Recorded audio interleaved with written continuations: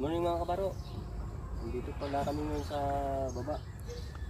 Ugaling nga kung saan naka-parking yung Maro-Maro kasi under repair na siya.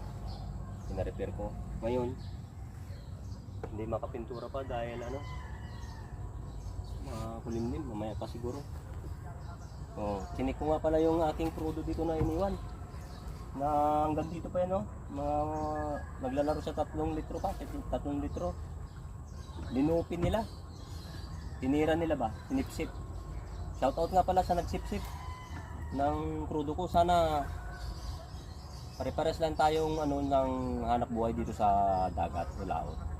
Dapat maging fair kayo. Huwag niyong pakialaman ng kung ano yung nakikita nyo. Kasi kung sa inyo rin gagawin to, anong mararamdaman ninyo? Sana i-bless ka kung sino ka man na naglupin ito.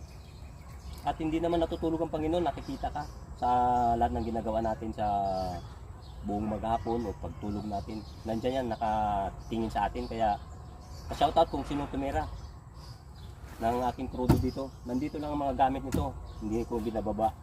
Kaso sana wag kang magpahuli. Kasi pag nahuli ka, sure ball ikaw lahat, sa'yo lahat ang sa'yo lahat ang mga nawawala dito. Okay, palike, follow, share.